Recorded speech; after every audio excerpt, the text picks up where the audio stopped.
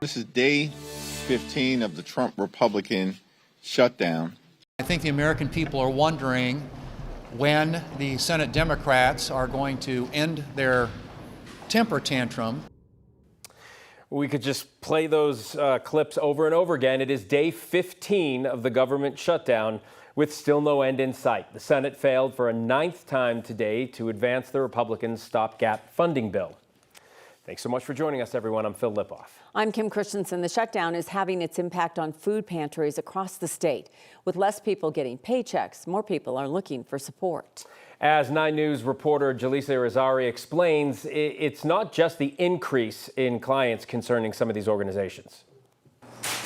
Every day, volunteers fill the shelves at Harvest of Hope, well aware that within hours, they'll be empty. It's very tough. But it's what Chad Moulter doesn't know that worries him. It really is. It's this kind of anxiety about the future. We feel it from the folks who use our services every day. So yeah, it's hard. Moulter is the executive director at Harvest of Hope, a supermarket-style pantry that serves Boulder, a city, Moulter says, is seeing the side effects of a government shutdown, a surge in clients, as well as anxiety. Moulter says the Federal Emergency Food Assistance Program helps supplement the pantry supplies. And while the current orders have been delivered, he says no new food orders can be placed while the shutdown continues. Which is 15 to 20% of the food that comes through our pantry.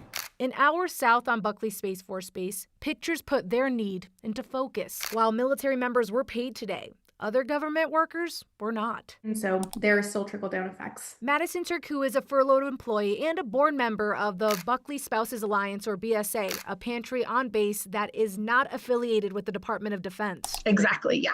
Danielle Graber is the president of BSA. Since the start of the shutdown, she says the group had to reduce the amount of supplies they can give each family to meet the demand. We are almost double the amount of patrons that are coming through our doors. The food that we are getting is just not enough to sustain the need right now. That need is felt across the state. And those meeting it know they can't do it alone. We need you more now than ever. And more people may soon need food pantry support. Jefferson County just announced on their Department of Human Services page that because of the government shutdown, SNAP benefits will not be available for the month of November. Kim. Oh, so scary. It's just, there's never a good time of the year, but you're looking ahead to holidays and everything else. So. Yeah, exactly. Those bills start to pile up. Yep, they do. Thanks, Jaleesa. La Plata County officials say they anticipate lifting some of the evacuation orders from the devastating floods by tomorrow. The flooding started over the weekend. We showed you these pictures when the area was hit with heavy rainfall.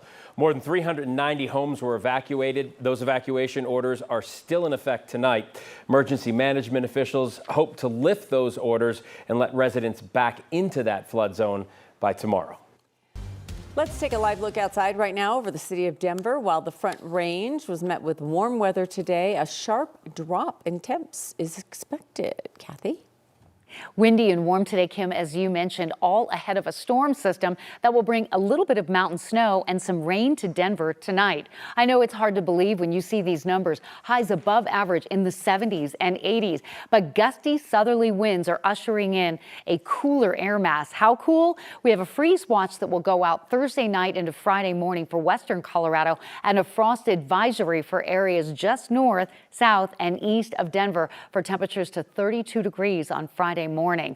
Tonight, it's an increase in cloud cover and wind that we're tracking. A little additional light snow expected over higher peaks. The wind is roaring coming in out of the south, 40 and 50 miles per hour through Lyman, Akron, across the Front Range foothills, transporting more moisture into southern Colorado.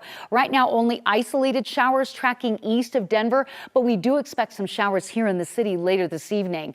Heavy rain set to move back into southwestern Colorado, where flood advisories remain in effect. We're seeing additional rain coming in tonight on top of that 3 to 7 inches they've already seen over the past 3 or 4 days. In Denver, we're dry now. We do expect some showers coming in around 7 or 8 o'clock tonight, possibly a second wave later on tonight. So a little thunder and rain on the roof when you're going to bed. Temperatures will trend really comfortable tonight, but we're in for a cooler day tomorrow. Details on that and the mountain snow forecast coming up in just a bit. A man who sparked a police chase and then a deadly crash was on parole from the state prison system. Christopher Moore died in that crash that also killed a man he hit head on in Clear Creek Canyon. Kevin Vaughn from our 9 News Investigates team joins us now. And Kevin, the man who caused all of this had an extensive criminal record. Kim and Phil, records we obtained showed that he had been arrested at least 23 times in the past decade and was just released from prison in June. Those arrests were for crimes like car theft, burglary, and on numerous occasions, drug possession. Moore was suspected of breaking into more than a dozen vehicles in recent weeks in Summit, Eagle, and Clear Creek counties. When officers caught up with him Tuesday, he fled the wrong way on I-70. A short time later, he crashed head-on into another car on Highway 6. Moore had been released on parole in June and arrested 9 days later on car theft, forgery, and drug charges. 9 News legal analyst Scott Robinson tells us that should have led to an effort to revoke his parole and lock him up. An individual, in theory, should not be released when charged with felonies when on parole for other felonies. It's simply not the way the system is supposed to work. The motorist who died when Moore crashed into him was identified this afternoon as 51-year-old Stephen Ainsworth. Live in the studio, Kevin Vaughn, 9 News.